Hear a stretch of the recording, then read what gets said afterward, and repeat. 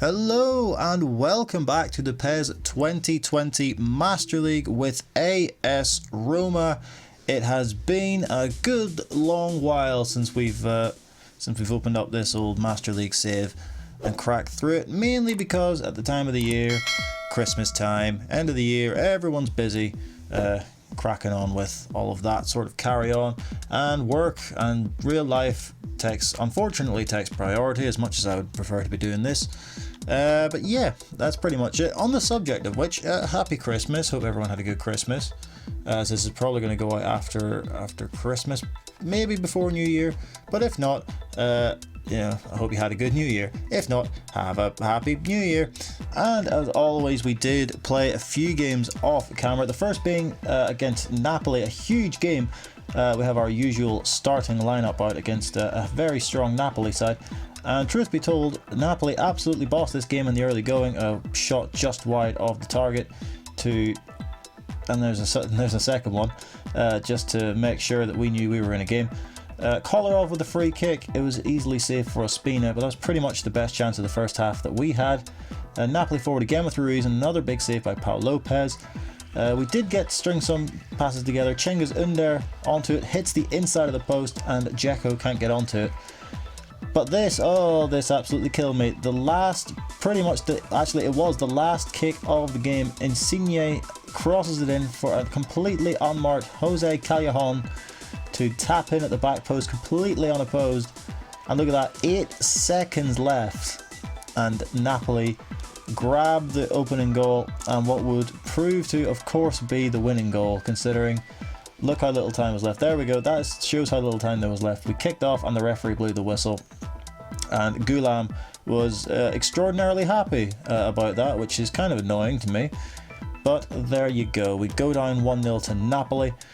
And then we moved on to the game against Parma with the likes of Andreas Cornelius, Gervinho, and bloody Bruno Alves. So surely this one was going to be a given. No, we went behind early on. A Bruno Alves free kick tapped in at the back post by Gervinho, which goes to show that I must have the wrong disc in. I must have PES 2010 in, so I'll need to check that. It just goes to show the Serie A. What is happening? But we did get a shot away with, I want to say that was Ünder. I couldn't quite remember, but Ünder did storm in, and Kalinic was denied as we went in search of an equaliser to end our terrible run of form. We had to make another big save to deny Andreas Cornelius, otherwise Parma would have gone 2-0 up. Kluivert steals the ball off Jacoponi.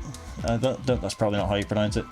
In on goal, completely free, and he spaffed it straight at the goalkeeper. Kluivert, not the best at one-on-ones, I have learned.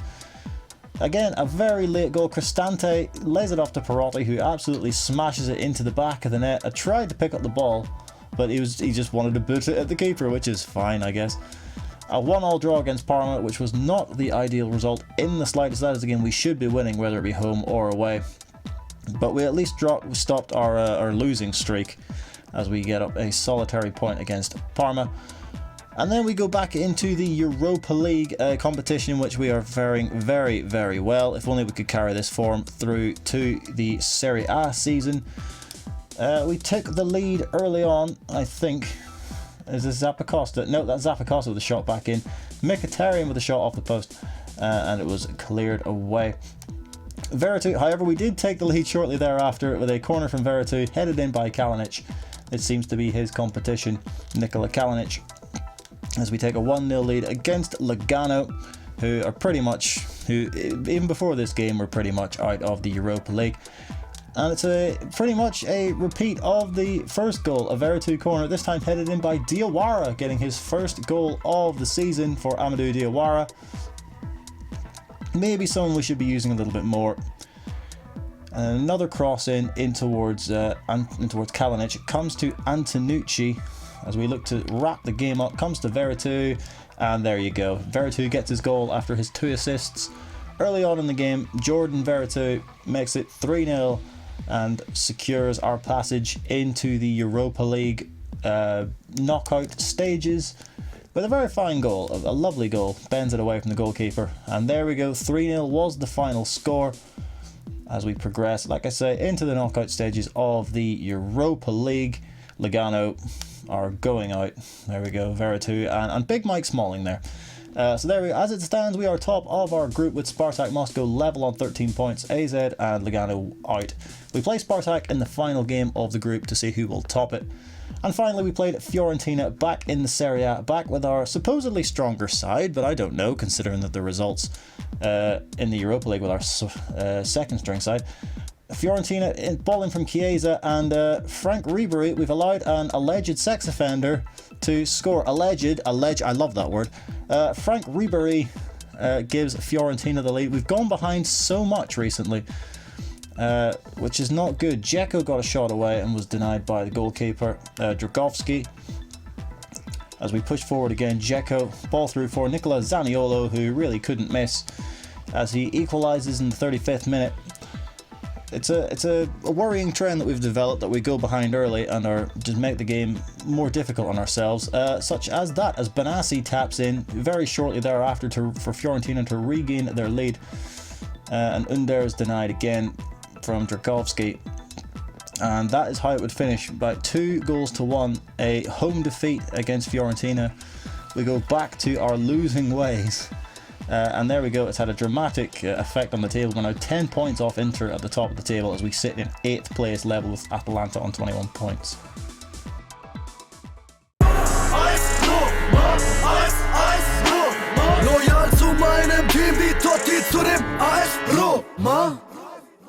And with that, we crack on into the first of our 3 live games for this episode, and it's a game that we cannot afford to lose. We can't afford to draw. We need to win this game to get our season back on track. No more slip-ups going into December. We need to pick up the pace and get a few wins back under our belt to even challenge for Champions League football, let alone the title. So we've made one change. Kalinic and Dzeko will both start up front, starting with 2 strikers. So we take what I meant to say is we take Zaniolo out of that attacking midfield position, so we are going with 2 strikers this time because we need goals. We need goals quite badly, so thinking this tactic may work, it may not, but it's an option. We need to try something new. Against an Udinese side of Nicholas in goal, I can't pronounce that, come on now. Samir, Rodrigo, Bacau, Wallace, Mandragora, Barak, Sema, Rodrigo de Paul, Stefano Akaka, and delicious Kevin Lasagna. Like I say, big game for us. We need to win it. We have no excuses, really. We need to win this game. A bloody lovely day in Rome as we are back at the Stadio Olimpico, which, to be honest, hasn't been great for us in the league, as we saw with that loss against Fiorentina in the last game. Everybody looks really sad, and I'm not surprised because we've been useless, so we need to buck our ideas up and get a big win here. Still Kluivert, really needs some support, has to go back to Pellegrini. Gets it off to Kalinic, he's going to have a strike, and that's just wide of the target. Are we getting a free kick though? We could well be. Although my free kicks have not been exactly stellar in this series thus far, but Kolarov stands over it. He's our best free kick taker. Is that too little? It's perfect! It's absolutely perfect from Alexander Kolarov, the man who's joining Juventus in January. Has got his first goal of the season, and it's an absolute beauty. It's a free kick that I didn't think we were going to get, but we did, and Alexander Kolarov has scored an absolute cracker in the top corner. That is the start that we needed, that's the start that we wanted, and that is the start that we have to build upon. It's Ken Sema, on loan from Watford, ball forward in towards Lasagna, who gets the shot away, and it's hit the back stanchion. What a ball that is, out towards Kluivert. He's only got Kalinic in the middle. That's a terrible ball. God, our passing in the final third has been truly dreadful. Now, Under. And now Kalinic, who has absolutely no pace, so he's going to have to take this on. Kalinic with a shot. It's a terrific save, and we can't get the follow-up. It's now Udinese who find themselves with a promising free kick. It's Rodrigo de Paul, and he's hit the Rodrigo de wall. We've just ticked over into the end of the first half with a minute of stoppage time to play, but we're just going to play it out here. We're going to try and hold on to the ball as best we can. The ref is going to blow. The ref is going to blow. The ref blows. There we go. 1-0 going into the break. It's been a very scrappy. It's not been a good game. Our passing has been atrocious. And apart from that one piece of quality from Kolarov, that's pretty much the only positive out of our game so far. Once again, our passing has been so poor. And here's Lasagna, who's got away. And that is a warning shot. That has gone just wide of the post. Apart from the goal, we have really not created anything. Our passing has been so poor that we're shooting ourselves in the foot. And then we dawdle on the ball and give it away, which is just as bad. Ball through, Lasagna's in here. Real chance for Kevin Lasagna, and he has equalised for Udinese. To be fair, it had been coming. We've been sloppy all game, and we've given the ball away again, and Udinese have pounced on it. And Kevin Lasagna has equalised for Udinese.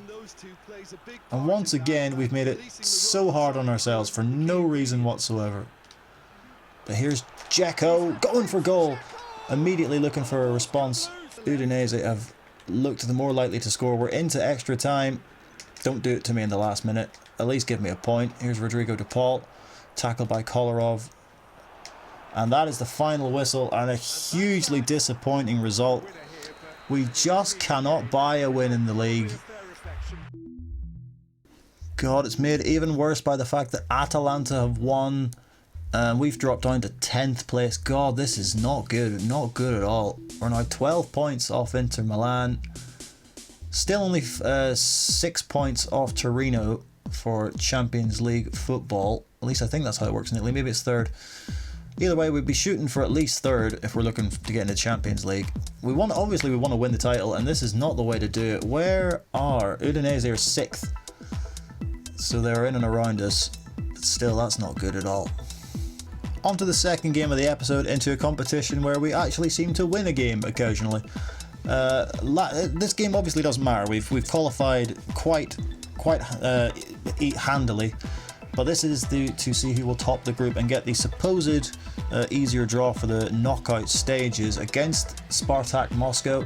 If we draw this game, we top the group. If we win the game, we top the group. So it's all on Spartak. Let's see, they've got Ezekiel Ponce, I know him, I know Jano, and Anidze, Eraton, I know, and that's about it really, that I know of the Spartak Moscow side. We've gone obviously with our Europa League squad, our second side, including the youngster Antonucci. If I remember rightly, we drew 0-0 against Spartak in the last game that we played in the Europa League, so like I said, another 0-0 will be fine, but we obviously want to win the game to give us some sort of momentum. Back in Russia, I say back in Russia for the first time this season, because obviously they played us in Italy, because that's generally how home and away fixtures work. Like I say, a draw will do it for this game, but we want the win to continue our good Europa League form. Because there's another thing, if we don't qualify automatically in the league for the Champions League, if we win the Europa League, not only is it a European trophy, but it's an entryway into next season's Champions League. So bobbing in, it's come through for Till. It's gone in. It's gone in. I thought Morante had kept it out, but Till has scored for Spartak Moscow, and the Russian side have the lead, and we find ourselves yet again in a situation that we are becoming more and more familiar with. We are a goal down. Good play by Jano. Till gets away from his man. Zabobnin plays the ball through, and Morante gets a hand to it, but he should be keeping that out. He absolutely should be keeping that out. That is a very poor goal to concede. Let's have a look. It doesn't be a good angle for it. It's gone underneath him. Morante, what are you doing? As we approach half-time, we fully deserve to be a goal down. We've created absolutely nothing. Spartak have been the better side, and they could get something else here before the end of the first half. If Diawara would like to stick a foot in, that'd be great. And then fall over. Okay, that's just fine. There you go. He finally wins the ball, but it's going to be too late because the ref is going to blow for half-time here.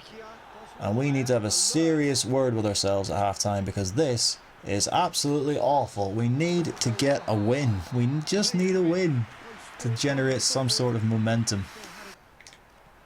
Till Through for Ponce. Real chance for Spartak Moscow, and it's 2-0. We've been absolutely sliced apart, and Ezequiel Ponce has doubled Spartak Moscow's lead. Ruud Gullit, as he should be, is furious. We only have ourselves to blame. This has been there's no possibly about it, our worst performance in Europe thus far. We've created absolutely nothing, and we're getting done on the counter-attack. And look at that, they've completely split the defence. It's a good finish from Ponce, but he should have never got through. That ball should have been cut out. Kalinic pokes it through to Antonucci. Santon gets the ball across. There's the header, and we have a goal back. It's Javier Pastore. A quick response, and we are back in the game. A really nicely worked goal, and we are within one now. Really good work there from Kalinic to keep the ball. Finds its way to Antonucci. Gets it out wide to Santon. Lifts the ball in. And Pastore gets ahead of his man and heads it into the back of the net. And we are back within one with that header from Javier Pastore, completely unopposed. It's going to be Veretout to take this free kick. Not ideal with a right footer. I would have preferred a left footer, but we have to go with what we have here. It's Veretout. That's not enough on, I don't think. Or maybe it is! And it's curled just wide of the post. Too much bend on it from Veretout. It was very close to getting us our second of the game. Keeper is absolutely rooted to the spot. This is going to have to be something very special from Veretout here to get this up and down. Start just outside the post. That might be a bit too much on it. But he's got the bend on it and he's hit the post. What does Jordan Veretout have to do to score in this game? Breaks to Mkhitaryan. Diawara. Zappacosta. Mkhitaryan continues his run. It's Henrik Mkhitaryan. It's denied. Still there. Diawara finds Veretout. Out wide for Santon. Can he get the cross in? It's gone for a corner. This is it. This is the last attack of the game. In by Veretout. There's the header. It's gone just wide, and that is it. Another defeat. This time, this one not as important as we had already qualified, but still, when you lose, losing is not a good habit. And there it is, confirmed. Spartak Moscow finished top of the group. We finish in second. AZ and Lugano finishing outside of the qualification spaces, but we of course now will have the supposed harder draw going into the knockout stages. Let's see who all has progressed. Istanbul, Başakşehir and Ghent are through. Rennes and Sevilla are through, no surprises in that group. Manchester United and Espanyol are through. There's our group, Spartak and ourselves. Lille and Wolves have progressed as Aalborg and Braga go out. Leipzig top their group. I don't know why Leipzig are in the Europa League, but there you go. Leipzig and Genk are through. Rangers finished bottom of that group along with Malatyaspor, I don't know. Not a cultured man. Group G, Lazio, our Serie A rivals, finished top of their group with AEK Athens, Getafe and Thun go out. Feyenoord and AC Milan progress. Dortmund, why are they in the Europa League? Dortmund, anyway, either way, they finished top, and Standard Liège are through. Everton and Saint Etienne, don't know why Everton, I don't know why, are through. And the final two groups, Borussia Mönchengladbach and Antwerp are through, along with Arsenal and Sporting Lisbon. So there's a few teams in there that we don't really want to get. So after that Europa League disappointment, we come on to our third and final game of this episode against AC Milan at the San Siro. A team that are in and around the same area as us and who we could leapfrog with a win. We've been needing to win these important games, and we've bottled it completely.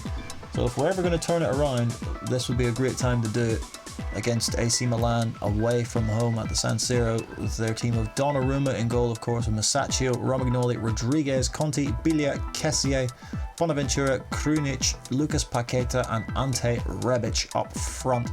We go with our usual lineup. If this doesn't work, by the way, which it's not at the minute, I'm going to have to ask you guys to give me your tactics that you think would fit this Roma team, because I can't figure it out, and it's costing us a lot of valuable points in our race for the Scudetto.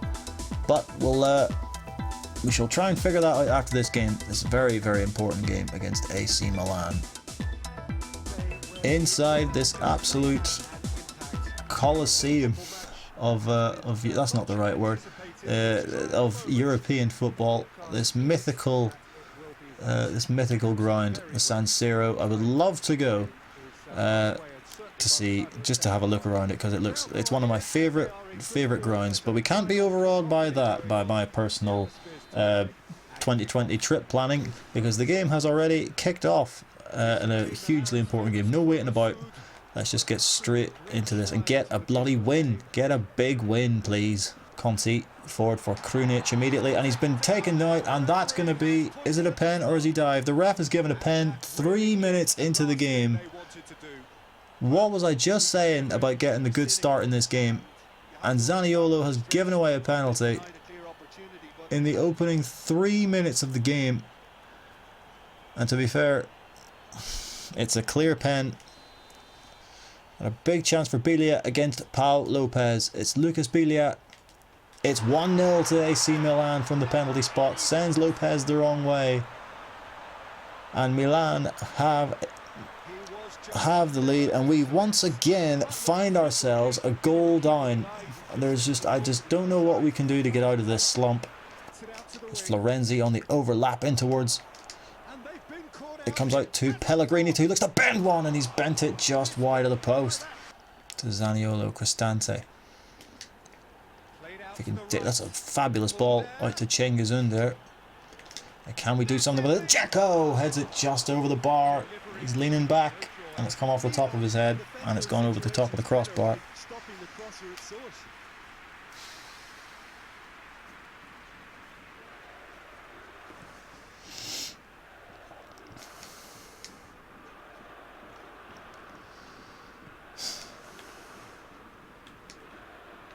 Conti hoists it forward. Promising, but eventually thwarted without doing any harm. Dzeko, Ünder, Zaniolo. Oh, fucking hell! Back in the starting side for the first time in a while. Lucas Paqueta. Now it's Bonaventura. Bonaventura.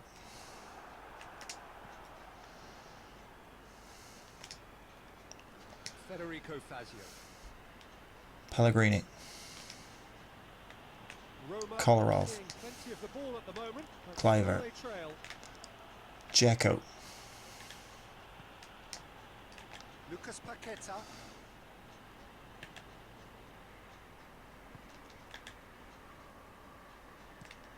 Romagnoli drives it towards the front.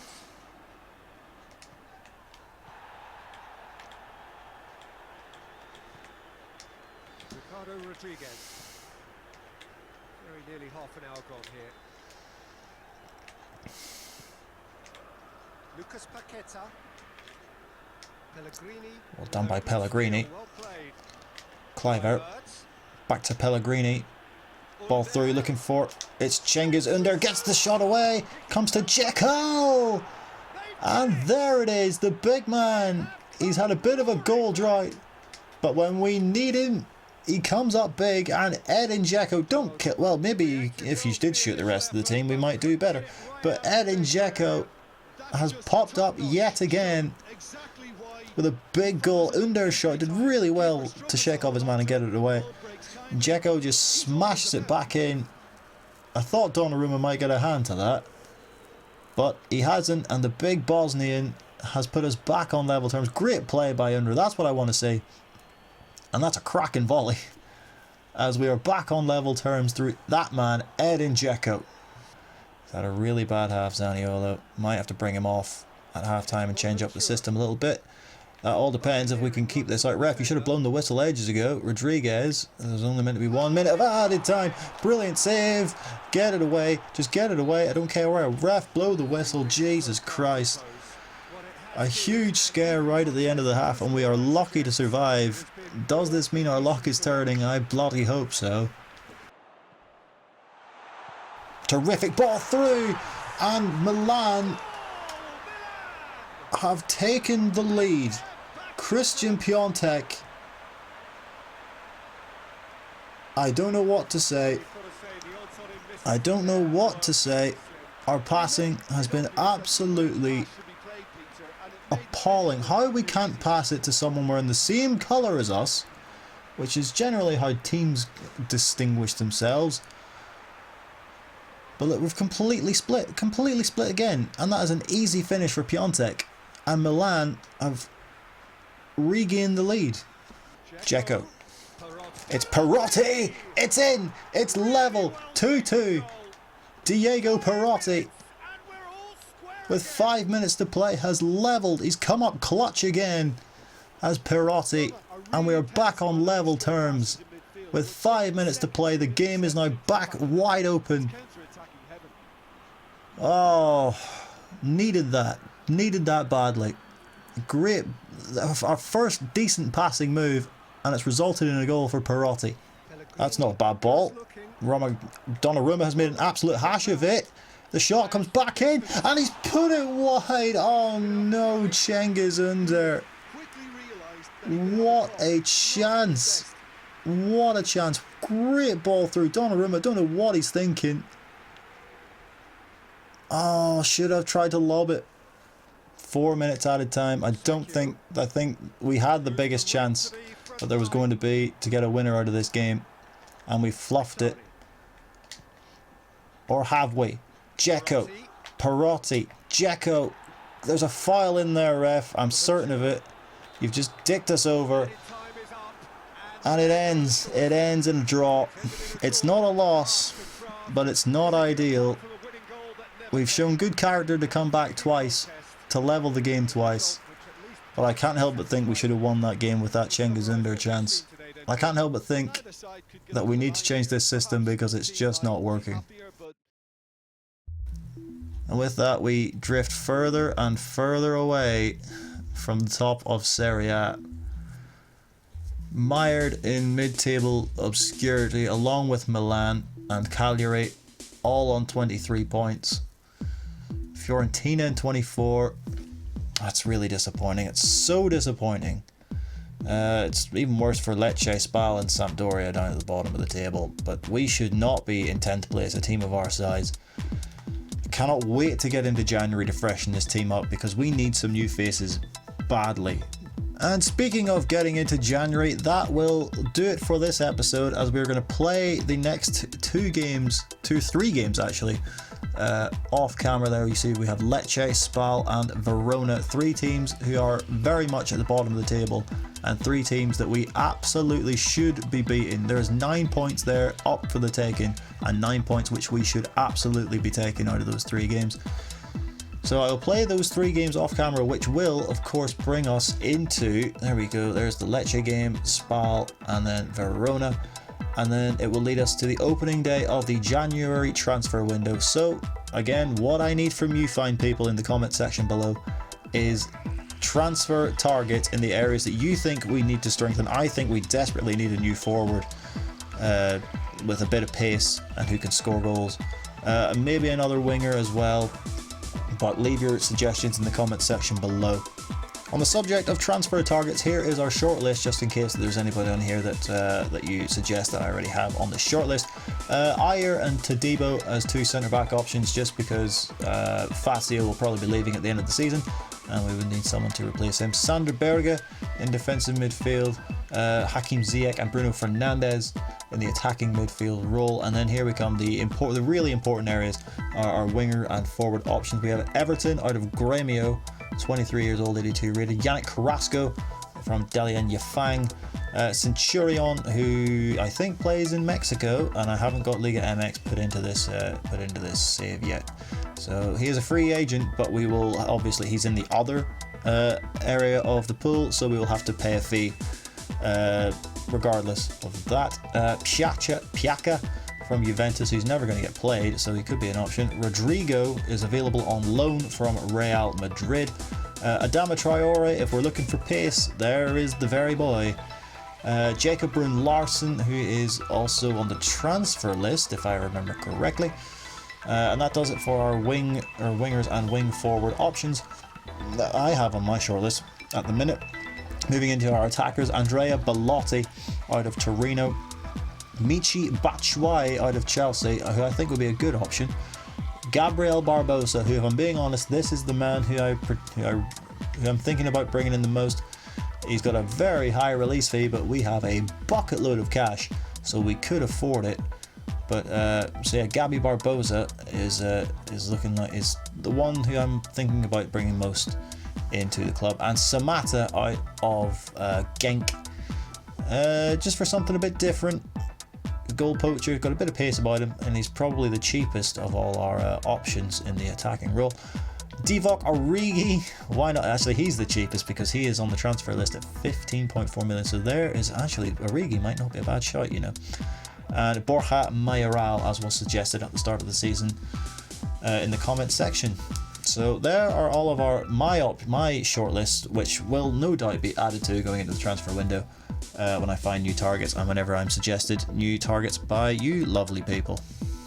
But that will have to wait until next time. Like I say, we need to pick up this forum. I'm sitting in 10th. Please, yeah, also leave me your transfer suggestions in the comment section below, as well as your tactics that you think would work well for this Roma team, because my god, we've hit an absolute slump here, and it's just bloody awful. So yeah, that's your homework over the Christmas period. That's what everybody wants over Christmas. But until then, if you did enjoy this video, do remember to hit that like button, do hit that subscribe button. It greatly helps us out. It only takes a second out of your day to make ours. As we're trying to reach 400 subscribers before the new year, which would be wonderful. I know it doesn't sound like a lot, but to us it really is. So thank you for all of your support. Also hit the bell icon so you're notified when we make new videos such as this. We do a whole plethora of football based tomfoolery on this channel. Just have a look through all our past videos and I'm sure you'll find something that you'll enjoy.